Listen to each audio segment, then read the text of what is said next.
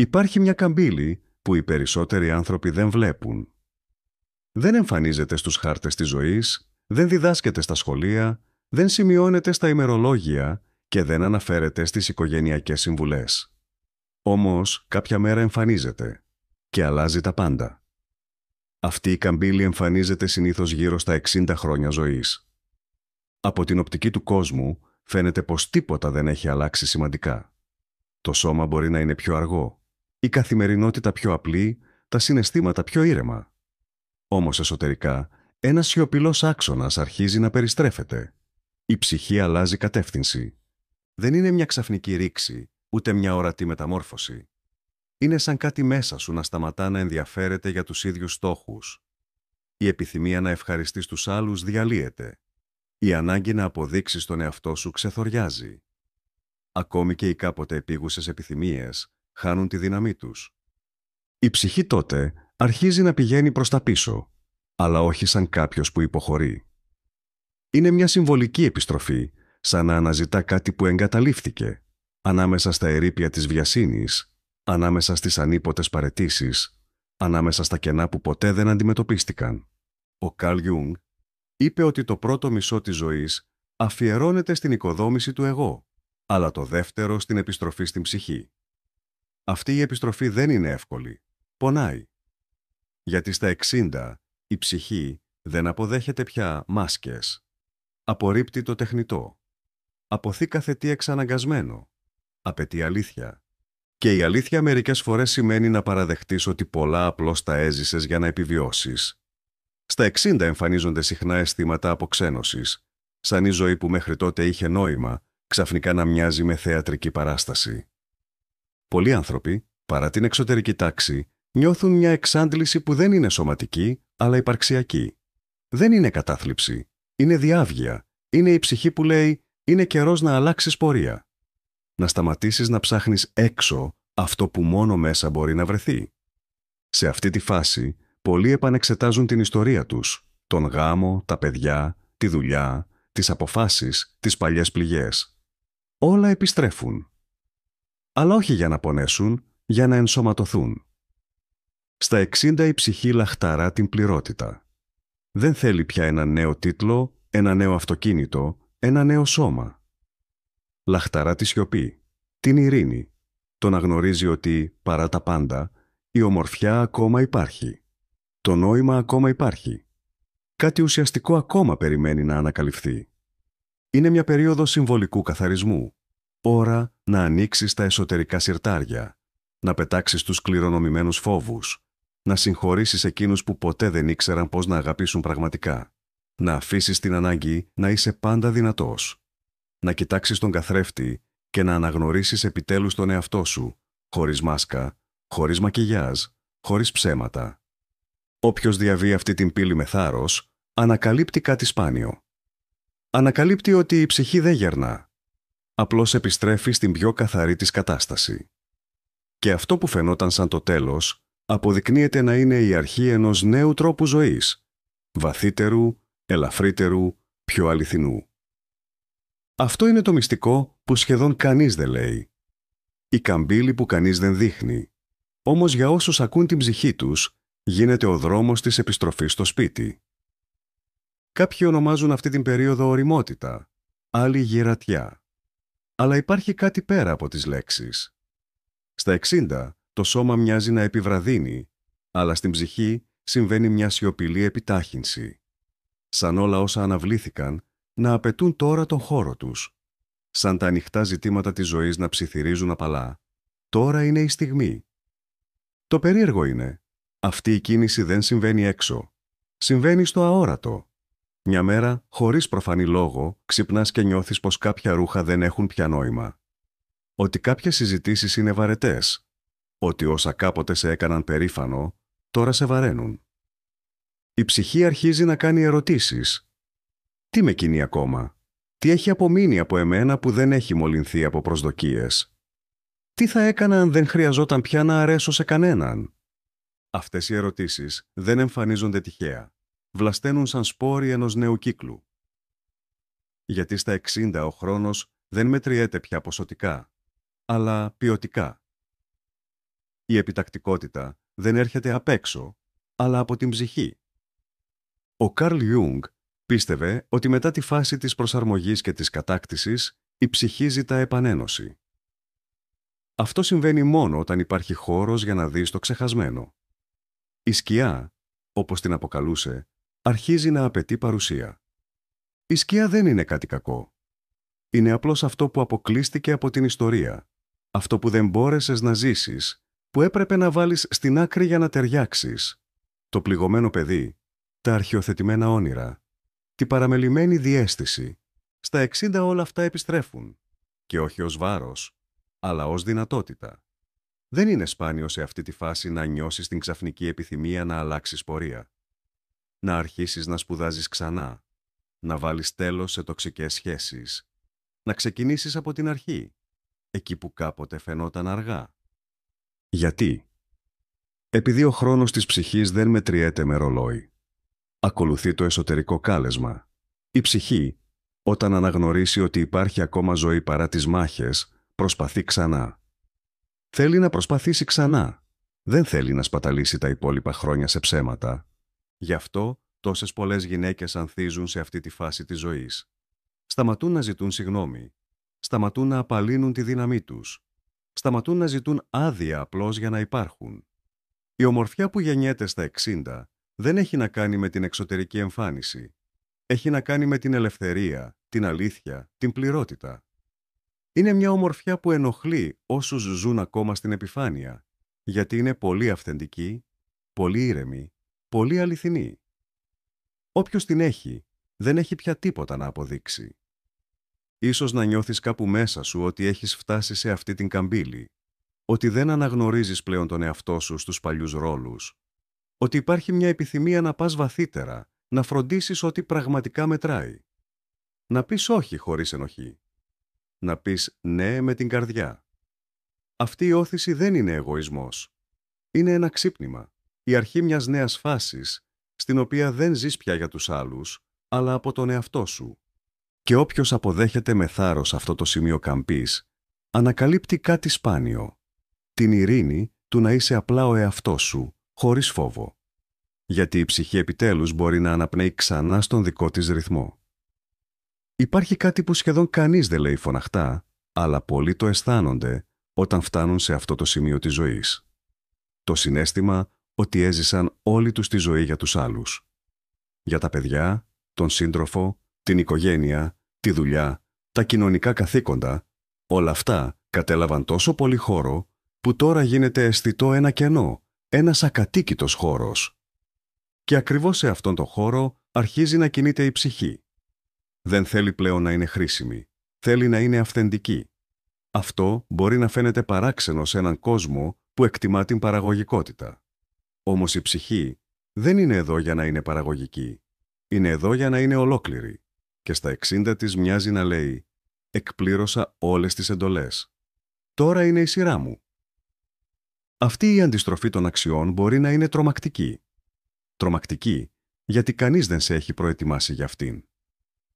Η κοινωνία παρουσιάζει τα γερατιά ως φάση παρακμής. Όμως ο Γιούγκ έβλεπε το αντίθετο. Για αυτόν, αυτή η φάση της ζωής ήταν η πλουσιότερη, η πιο συμβολική, γεμάτη αληθινές δυνατότητες. Γιατί τώρα το εγώ αφήνει. Η περηφάνεια υποχωρεί. Ο χρόνος αποκαλύπτει ό,τι ήταν προηγουμένως κρυμμένο.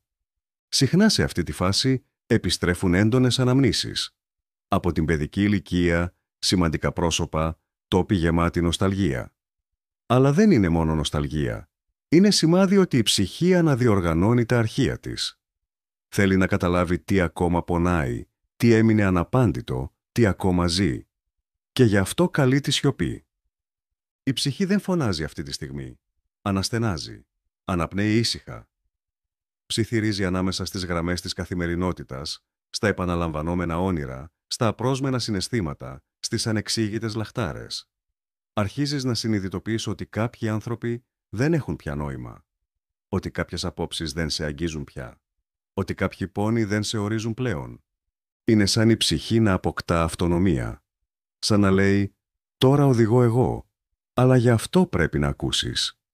Να ακούσεις τη θλίψη που εμφανίζεται χωρίς λόγο. Το σώμα που ζητάει περισσότερη παύση. Τη βαρεμάρα που εμφανίζεται εκεί που κάποτε υπήρχε ενθουσιασμός. Γιατί όλα αυτά είναι σημάδια.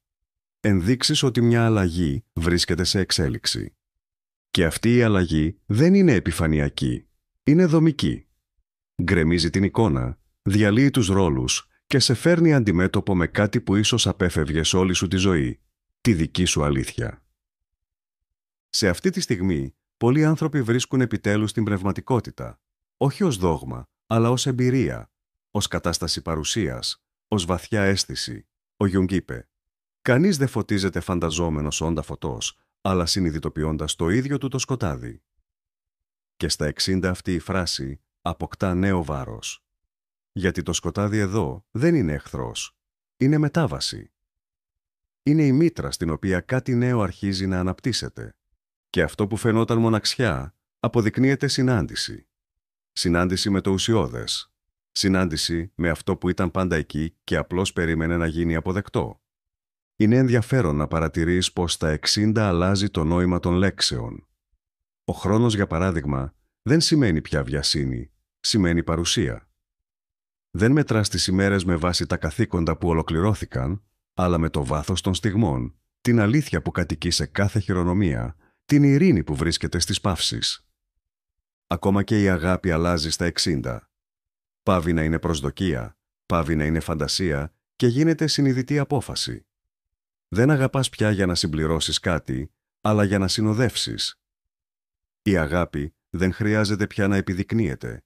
Γίνεται κοινή σιωπή, ένα βλέμμα που κατανοεί, μια παρουσία που σέβεται τον χώρο. Ο φόβος, αντίθετα, πάβει να παραλύει. Έχεις δει τόσα πολλά για να τρομάξεις από μικροπράγματα. Έχεις πέσει και σηκωθεί τόσες φορές που ο φόβος είναι πια μόνο μια ανάμνηση του πόσο δυνατός υπήρξες. Στα 60 υπάρχει μια σοφία που δεν εξηγείται. Μια καθαρότητα που δεν προέρχεται από βιβλία, αλλά από ουλές. Μια γνώση που ζει στο σώμα, στο βλέμμα και εκφράζεται αβίαστα. Ακριβώς γι' αυτό αυτή η σοφία ενοχλεί.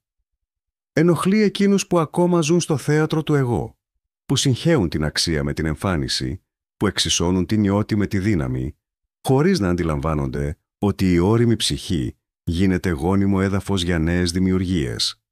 Γιατί σε αυτή τη φάση της ζωής γεννιούνται τα πιο όμορφα πράγματα.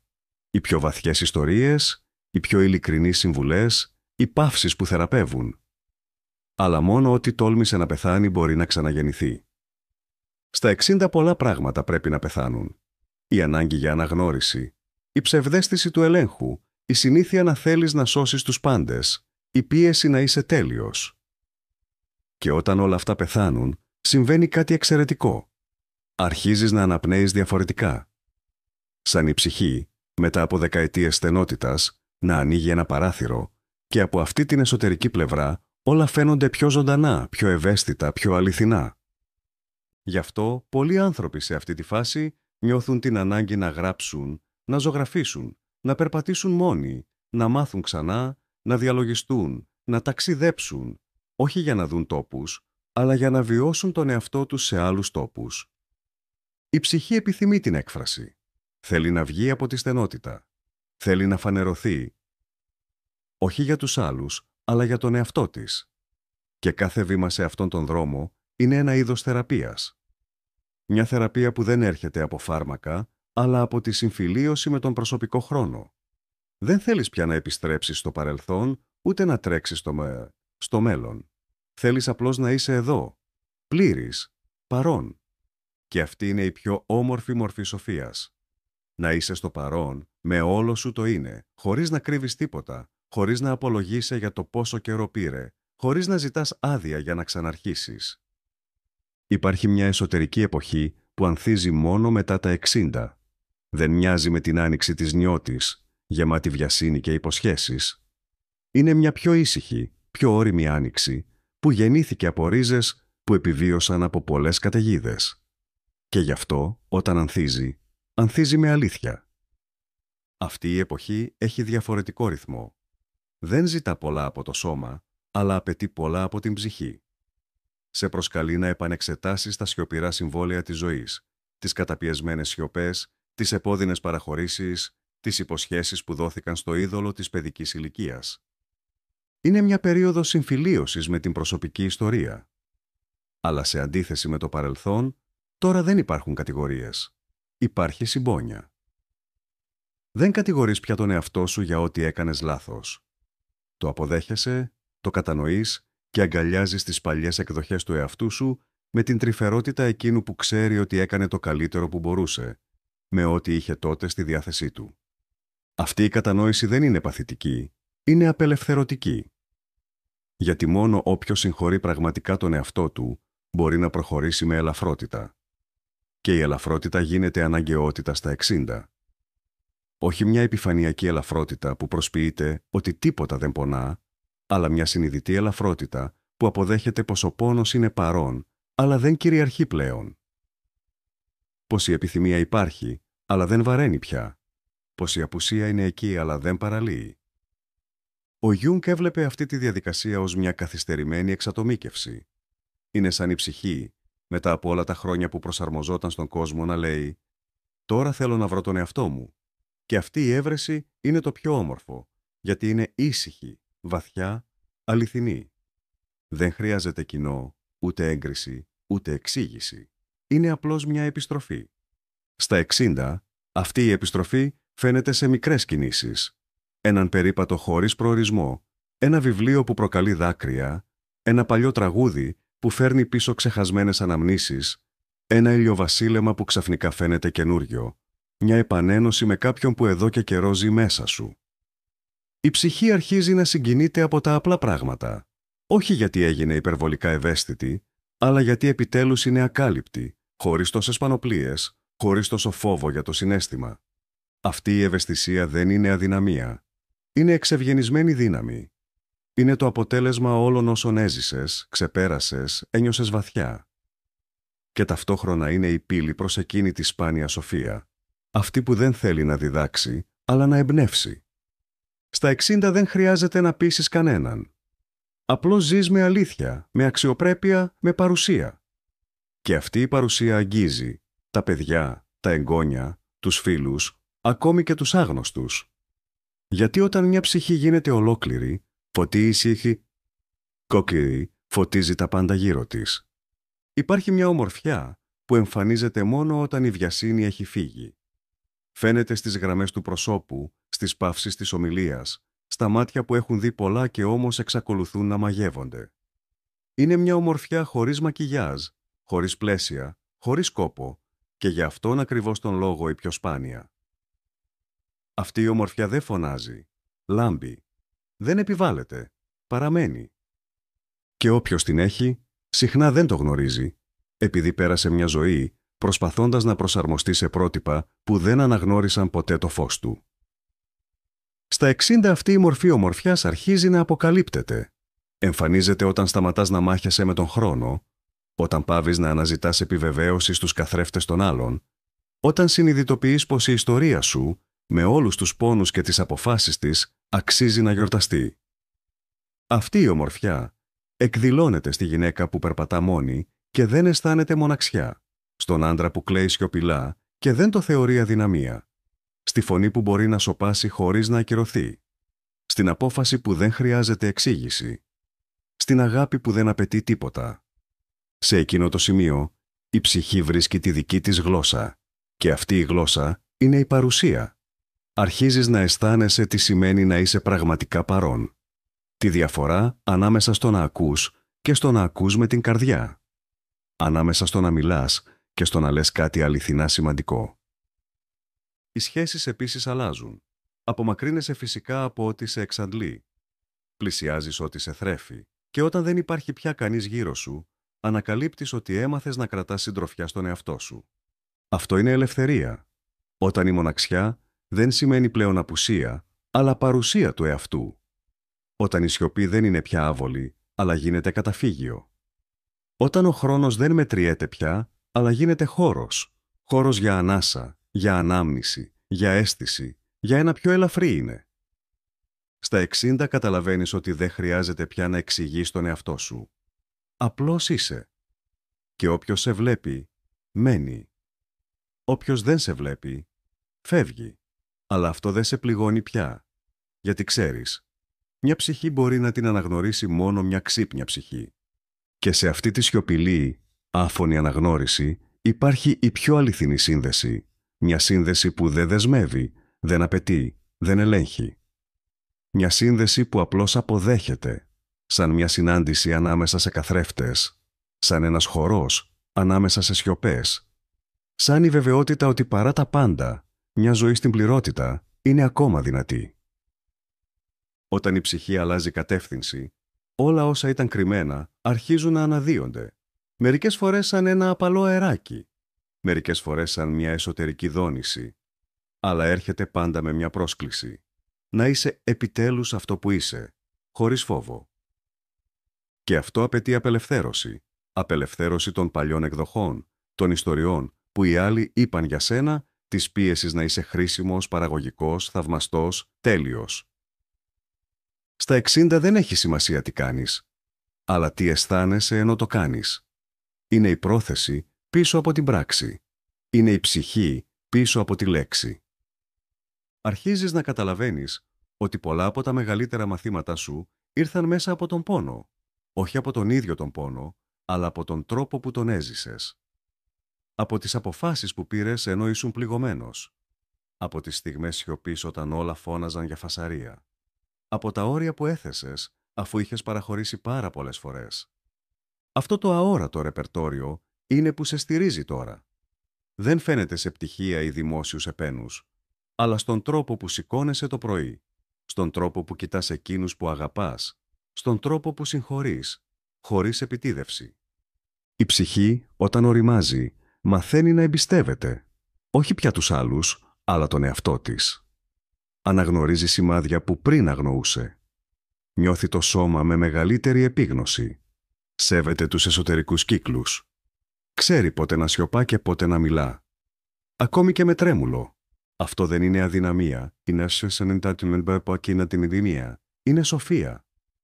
Είναι αυτό που απομένει όταν το εξωτερικό δεν σε στηρίζει πια. Είναι αυτό που ανθίζει όταν πέφτει το κέλυφος. Είναι αυτό που ζει όταν επιλέγεις να είσαι ο εαυτός σου, χωρίς φόβο. Ο Γιούγκ είπε ότι το δεύτερο μισό της ζωής δεν είναι αφιερωμένο στην κατάκτηση, αλλά στην ενσωμάτωση. Είναι η φάση όπου όλα όσα ήταν διαχωρισμένα προσπαθούν να ενωθούν. Το ξεχασμένο θηλυκό, το καταπιεσμένο αρσενικό, το πληγωμένο παιδί, οι σοφοί ηλικιωμένοι. Όλα συναντιούνται, κοιτάζονται, αναγνωρίζονται ξανά. Και από αυτή τη συνάντηση γεννιέται μια νέα δύναμη. Όχι η δύναμη που κυριαρχεί, αλλά εκείνη που στηρίζει. Εκείνη που αγκαλιάζει. Εκείνη που παραμένει. Εκείνη που δεν χρειάζεται προβολής, γιατί λάμπει από μέσα. Αυτή είναι η δύναμη που φέρει την ψυχή μέσα από τα χρόνια, χωρίς να σβήνει. Δεν χρειάζεται πολλά. Μόνο αλήθεια, μόνο σιωπή, μόνο το θάρρος να μην εγκαταλείψεις ποτέ ξανά τον εαυτό σου. Υπάρχει μια στιγμή όπου όλα ευθυγραμμίζονται. Όχι επειδή ο κόσμος έχει αλλάξει, αλλά επειδή κάτι μέσα σου έχει επιτέλους ηρεμήσει. Στα 60, η ψυχή δεν θέλει πια ταχύτητα, θέλει βάθος. Δεν θέλει έτοιμες απαντήσεις, θέλει παρουσία. Δεν θέλει πια να κατακτήσει τον κόσμο, θέλει ειρήνη μέσα στο ίδιο της το σώμα. Σε αυτό το σημείο, πολλοί συνειδητοποιούν ότι η ζωή δεν αφορούσε ποτέ το έχω, αλλά το είμαι. Να είσαι αυτός που είσαι, ακόμη κι αν κανείς δεν σε καταλαβαίνει. Να παραμείνεις πιστός στην αλήθεια σου, ακόμη κι αν δεν αρέσει σε όλους. Να είσαι ολόκληρος, ακόμη κι αν έχεις σπάσει πολλές φορές. Στα 60, οι απώλειες έχουν αφήσει τα σημάδια τους. Οι αυταπάτες έχουν δοκιμαστεί. Οι δρόμοι έχουν δείξει τις συντομεύσεις και τα βάθη τους. Και παρόλα αυτά, υπάρχει κάτι μέσα σου που συνεχίζει, που αναπνέει, που ονειρεύεται, που θέλει να ζήσει. Όχι πια από υποχρέωση, αλλά από χαρά. Αυτή η επιθυμία να συνεχίσεις με ελαφρότητα είναι η απόδειξη ότι η ψυχή ζει. Ο Καρλ Γιούγκ έβλεπε αυτή τη φάση ως την πιο ιερή, γιατί είναι η στιγμή που το εγώ υποκλίνεται στην ψυχή. Όταν το εξωτερικό χάνει τη σημασία του και το εσωτερικό γίνεται ναός. Όταν μαθαίνεις να περπατάς χωρίς να κουβαλάς το βάρος του κόσμου στους ώμους σου. Όταν καταλαβαίνεις ότι επιτέλους επιτρέπεται να αναπαυθείς μέσα σου. Και αυτή η ανάπαυση δεν είναι παθητικότητα. Είναι συμφιλίωση με την προσωπική σου ιστορία, με το σώμα σου, με τον χρόνο, με το φως και τη σκιά. Μέσα σε αυτή τη σιωπή γεννιέται το πραγματικό νόημα της ζωής. Όχι αυτό που σου είπαν, αλλά αυτό που βρήκες μόνος σου, μετά από όλα. Αν έχεις διαβάσει μέχρι εδώ, ίσως νιώθεις αυτό το κάλεσμα μέσα σου. Ίσως αναγνώρισες κομμάτια του εαυτού σου σε κάθε πρόταση. Κομμάτια που κοιμούνταν για καιρό. Και αν σε άγγιξε αυτό το κείμενο, γράψε ένα σχόλιο με μια πρόταση που εκφράζει αυτό το νέο κεφάλαιο μέσα σου, σαν μια ήσυχη απόφαση, έναν εσωτερικό όρκο, μια ανάμνηση της ψυχής σου. Και αν αισθάνεσαι ότι αυτό το βίντεο μπορεί να αγγίξει και άλλους ανθρώπους, μοιράσου το με κάποιον που διανύει αυτή την καμπή. Και αν θέλεις να συνεχίσεις αυτό το ταξίδι μαζί μας, σε έναν χώρο όπου η ψυχή μπορεί να αναπνέει, τότε κάνε εγγραφή στο κανάλι και ενεργοποίησε τις ειδοποιήσεις. Εδώ κάθε σιωπή αποκτά φωνή και κάθε ιστορία ένα μέρος για να ανθίσει.